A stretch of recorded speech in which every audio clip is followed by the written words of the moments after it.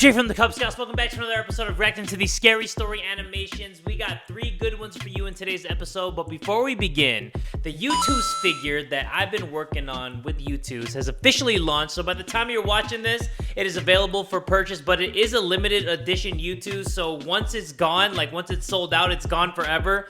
So if you guys really want one of these bad boys, I'm literally wearing the same shirt that the Youtooz has on.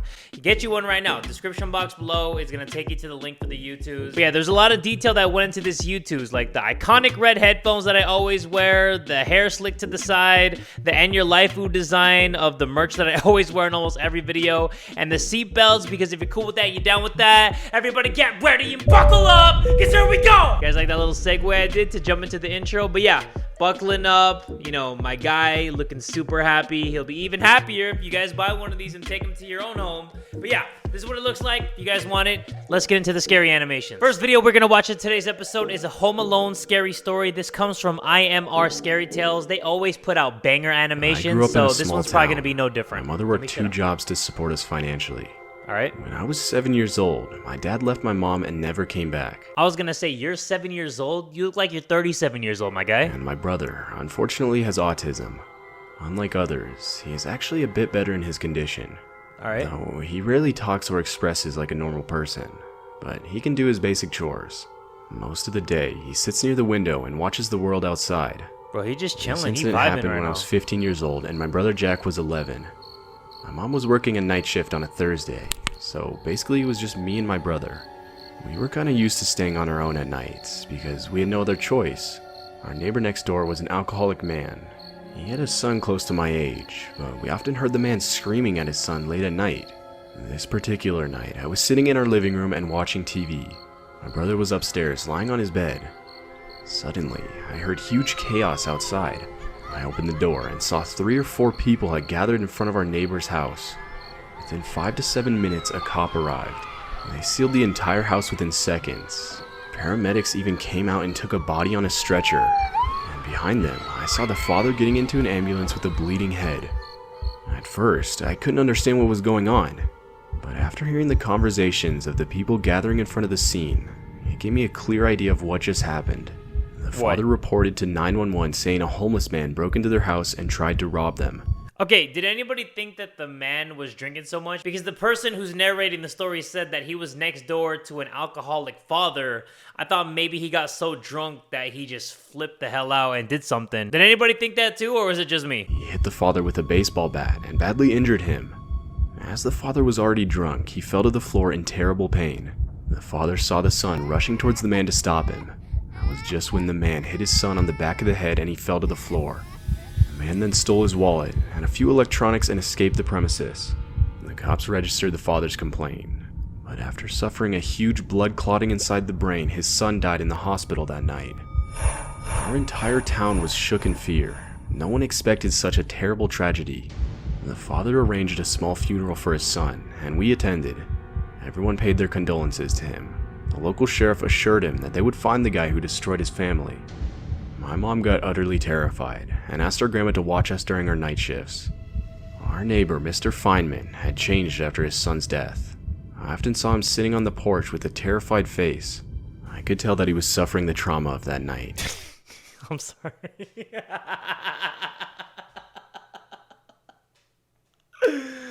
I'm sorry, everybody. The narrator just said that he sat there with a terrified look on his face. Dude smiling harder than a kid when they found out they got a Happy Meal from their parents. Bro, if that's a terrified face, my guy got Hall of Fame deception. Every single second. Come on, dude. I mean, terrified no face. doubt it would have been horrifying to watch your son dying on the floor at the hands of an intruder. Terrified face, my small cheeks, being able to do my anything. pale cheeks, my bad, my small Mr. Feynman cheeks. stopped drinking after that. You guys see my cakes, I don't got small cheeks. Pleaded with the sheriff to let him move out as he was traumatized to live in that house.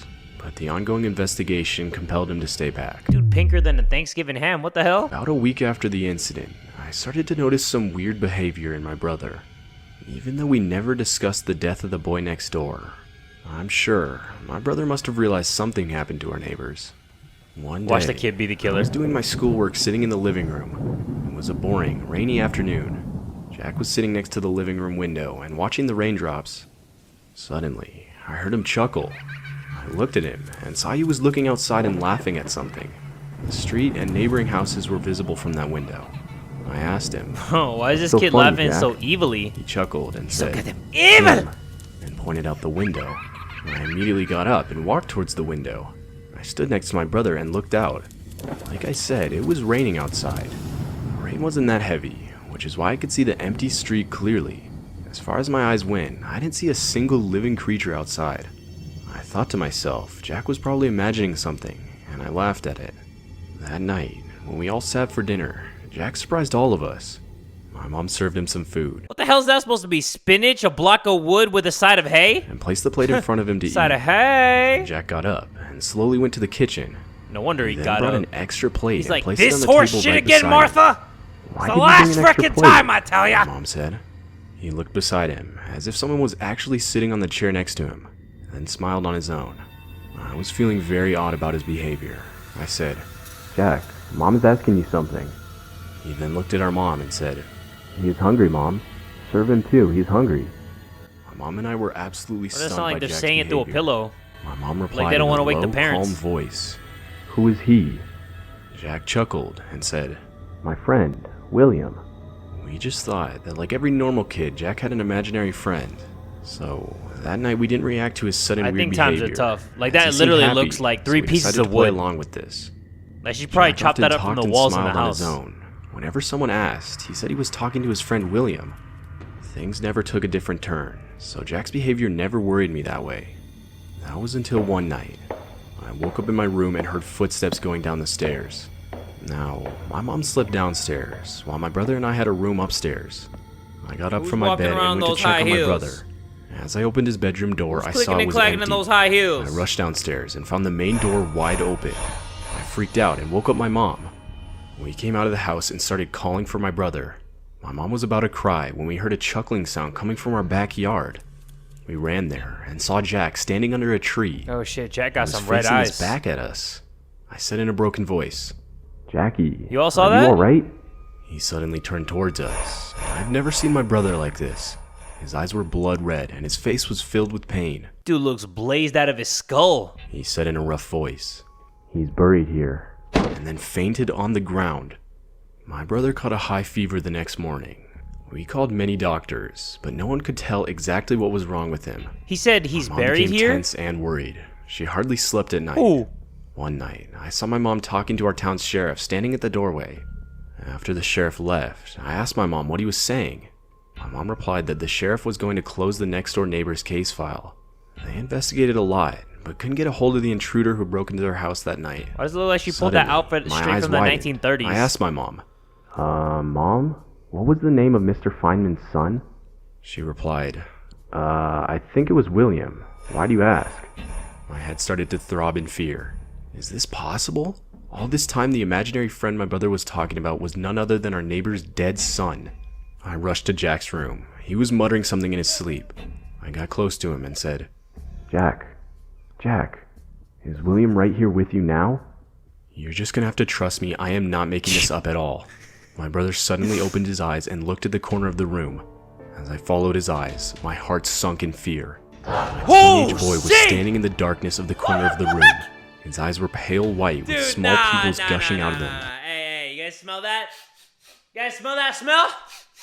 Oh, we haven't smelled that in a long time. Smells like some bullshit. Come on, dead William right in the corner? All right, okay, all His right. face was particularly visible as his Sure. entire body was in the darkness. Uh-huh. Dried blood spots were visible on his left cheek and forehead. He then looked at me and my brother. Jackie got out of his bed slowly. He then started to walk out of the room. I followed him downstairs. My mom was sitting in the living room. Why are his Suddenly eyes seeing Jack so walking red? on his own amidst this fever, she rushed to him. But before she could do anything else, I stopped her and told her everything. My mom and I came out of the house following Jack. Jack walked towards the backyard and stopped right in front of the tree. This tree was standing in the middle of our backyard and the backyard of our neighbor, Mr. Feynman. Jack then pointed towards the ground beneath the tree and said, "Dig here," and then fainted to the ground. Without wasting a single second, I told my mom to call our sheriff, and she did right away. He came with 3 other police officers. People in our neighborhood gathered in our backyard out of curiosity. In front of everyone, the Didn't cops William dug under get the buried tree. in a And what graveyard they or found whatever? still disturbs me to this day. They found a bloody baseball bat Oh, wrapped in a bloody cloth wow. buried under the tree. Why the hell would the dumbass robber bury the murder weapon right between the home where he killed the kid? The mystery unfolded. Why? Shocking our town once again. Mr. Feynman murdered his own son out of a feat of drunkenness. I called it in the beginning of the episode. I was like, yo, did anybody think that the father got so drunk that he's the one who did something? I knew that robber story. It smelled funky. It smelled like, guess, ooh, it smells, ooh, is it me? Nah, it ain't me. I smell that bullshit from the story from the get-go. I knew that the drunk dad was Make up up the to something. entire story of the I knew robbery. he was up to something. He injured himself, willing to Oh, make he the bonked himself situation on more the head. believable, and even secretly buried the murder weapon.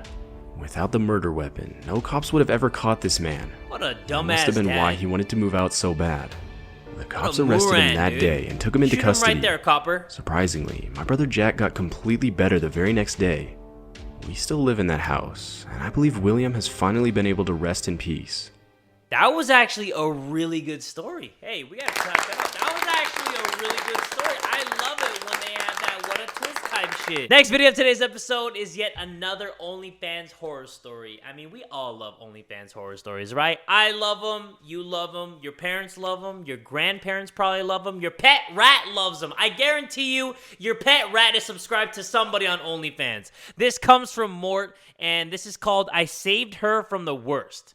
Let's I figure want to out start what the off the worst story is. by letting you guys know I in no way consider myself a hero of some sort. I do. I consider myself a hero all the time. I feel what I did was completely necessary and needed no validation or praise. Any marginally decent human being would have done the same thing if they were in my shoes. The story took place several months ago, and it's still very fresh in my memory. It was late November, and my quarantine boredom had taken its peak. We had been at home for almost a year at that point, and my county went on its second full lockdown after another spike in cases. I'm a young man, and let's just say being indoors all day really brought out certain urges in me. Ooh. The girl I'd been initially seeing had cut things off, and my sex life was put to a halt. Sure, I had work. It was probably put to a cats halt take even care when of, you were chores with to her, do, you know but what I mean? I can speak Come on. for all of us when I say Stop playing that with me. most of us are pretty riled up in isolation. I found myself scrolling through social media one morning and stumbled across a very attractive girl. She had a little less than 8,000 followers on Instagram and about 3,000 on Twitter. Her name was Anna, and she was unbelievably beautiful. She seemed to be gaining a small bit of traction online. After stalking her socials a bit and finding the link tree in her bio, I At found least out he's she honest has an OnlyFans. that he's a stalker. Now, normally I don't spend money Doesn't on make this it kind right, of though. stuff. There's plenty of lewd material online for free, and I had never found a girl on OnlyFans intriguing enough for me to drop the first month subscription. But Anna was my type, and most importantly, I was bored and horny. I figured if there was a time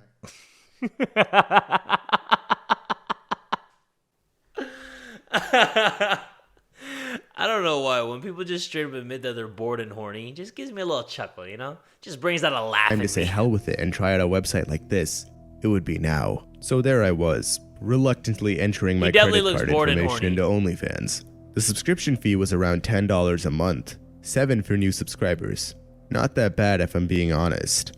Now, this was my first time guess. using OnlyFans, but I had to say, I was pleased with what I got.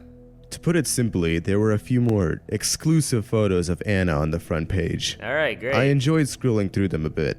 A few days passed by, and I still was occasionally looking at her OnlyFans page. After all, I paid for the whole month anyways. She looks It actually miserable. felt quite nice supporting Anna financially. She looked like she's doing her OnlyFans from a prison cell. Her house always seemed dark. Oh my god.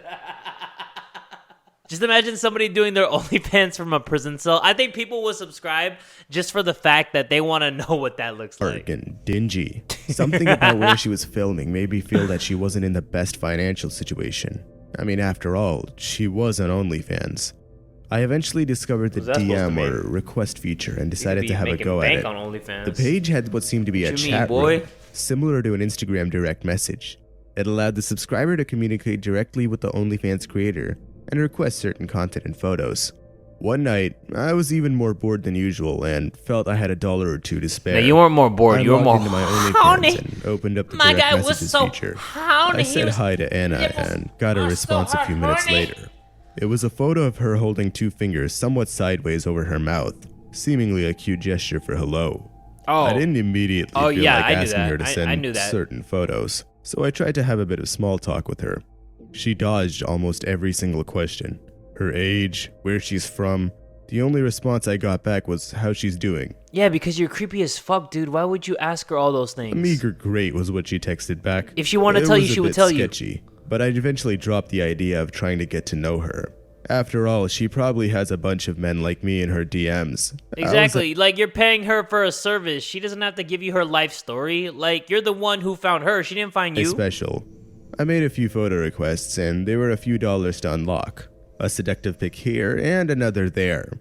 After a few picture exchanges, I decided to call it a night. But before I closed the tab, however, I decided to take another scroll up the page. You know, enjoy the pictures I paid for of this gorgeous woman. But as I scrolled up, I started noticing the flirty hand symbols she was throwing up. They weren't your usual peace signs. They were something familiar. I looked a bit closer and longer, and that's when it clicked. It was American Sign Language. My younger sister grew up deaf, so my family and I pretty much had to learn ASL in order to communicate with my sister. I took a look at the hand symbols she was making, the first one being the weird sideways peace sign. It was H. The next one, which I thought was her trying to imitate a cat pawing or purring, seemed to be an E. After that, there was one of her holding what seemed to be an L symbol over her head. The last one was with her three fingers seductively running up her arm. The fingers made a peace sign in ASL. The images in that order spelled help. I couldn't believe it. I thought these were weird hand symbols. No wonder I said she looked like she was doing this from a prison cell. But it was a cry for help. What was happening? Why was she sending an SOS to me? Why not law enforcement? I immediately responded back, Anna, are you okay? Do you need my help? What's happening? I frantically sent. She responded with a video of her discreetly making the gesture in ASL that asks, do you know sign? I responded with yes, and asked her where she was. She responded with a video of her signing back, don't know. My mind was racing. What was happening? Was this some sort of sick joke or prank? I asked her if she knew roughly what city she was in or what locality, and she responded, no, don't know. I immediately called the police. I let them know everything that happened, and they identified the girl as Layla Ronson. She was a college student, who the university had initially thought dropped out due to her lack of attendance for months. She seemed to be doing OnlyFans against her own will under the name Anna. The police used the OnlyFans URL and managed to track the IP of where the videos and messages were coming from. It seemed to be a rather affluent housing complex a few hours away from me, in my same state. The police in that area managed to track down the house and rescue Layla, as well as make all the needed arrests. According to the investigators on the scene, Anna was kidnapped not too long ago from her university. She was held captive and made to make OnlyFans and other online content This dude was just right behind him the whole time. Freeze, mother sucker. Against her will in the basement of one of the houses. The man who kidnapped her would take all of the money made from the process and continue the cycle. I got a phone call from Layla herself a few days later, thanking me for helping her. She said the man who kidnapped her said if he caught her asking for help online, he would harm or kill her. He would occasionally peer over from the corner of the basement to see what exactly she was doing, and made sure she wasn't asking for anyone's help over OnlyFans. I haven't spoke with Anna since, and I deleted my OnlyFans account soon after the incident. I simply didn't want to ever think about that website again. This memory is not something I relish. I'm glad that that story got a happy ending, but I feel like it would have been way scarier if they never ever found her. Like, it just ended on just like that morbid tone where it's like, you know, I called the police and they just couldn't trace it and we never found her, because then it would give a lot of people a wake-up call that there is a lot of things like that going on in the world, because a lot of those things never get solved. I'm not saying that people on OnlyFans are forced to do OnlyFans, because I don't know if that's true or not, but there is a world where people force people to get into work like that, and that's just the reality of it, and a lot of those cases are unsolved. So, I mean, if you're browsing the internet, you see something suspicious, try to look for help, try to call for help, because people might be actually crying out for help, but you never really notice unless you read into the signs. So, yeah, it would have been way scarier if it ended on that note. Last video of today's episode is called The Smiling Woman. It comes from ACMofficial. It's a short horror film, and it says 1:01 a.m. Let me make sure it's fully blasted. There you go. Oh my god! Holy crap! Right off the bat? Not even 30 seconds in? Okay, we're in for a ride. Oh, maybe not. Oh, maybe we are again. Okay. Good thing I got my Youtooz. You know, I'm buckling up. You know what I'm saying? Link in the description. Come on, I'm just telling you all. It's available now. Take a picture of her. Oh, hi. Who is this? Oh, shit. Dude, don't. Don't do the close-up jump scare. Don't. Look at the text and just be done with it. What, the person is in the phone? Oh, God. Hello? Can I help you? That's kind of what I would do. Like, hello, hey. What's up? How's it going? What are you doing over there? Just vibing? I see you. No shit. You were looking right at her. How do you text and look at her at the same time? It's pretty impressive. Who is this? Me, I'm me. Oh, what the?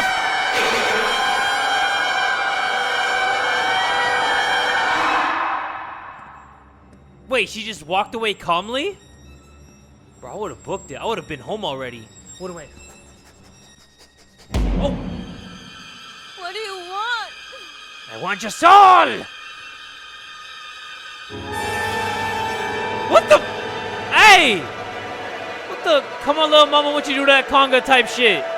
She was like going like this, give her a little shoulder. What the? Man, come on, that took all fear out of me. Let her go down those stairs and be like, cha cha cha cha cha cha cha. Fuck out of here, lady.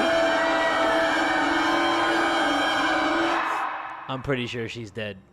She's not gonna be in Smiling Woman 2. I guarantee it. Oh my God! I hate those cheap little jump scares. Cheaper than her yellow dress. That was actually good though. It was only 2 minutes and 44 seconds long. That was really well done though, you know?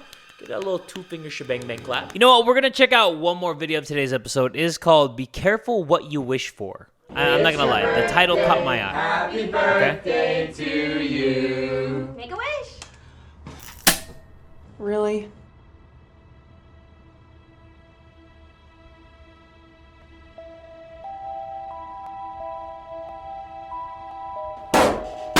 Are we supposed to guess what she wished for? Because usually when you make a birthday wish, you kind of just do it in silence.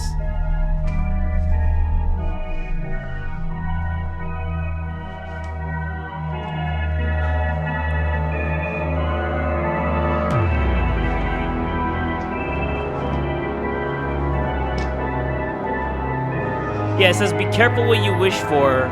We don't know what she wished for. I think we're supposed to assume, just based on what's happening right now, because her wish came true.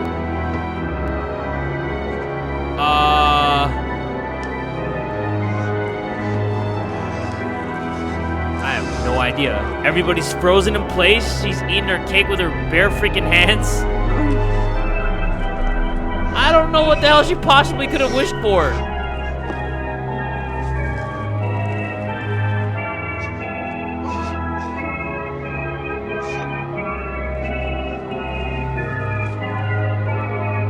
I almost wish I'd never watched this video. I wish I just ended the video on the last one.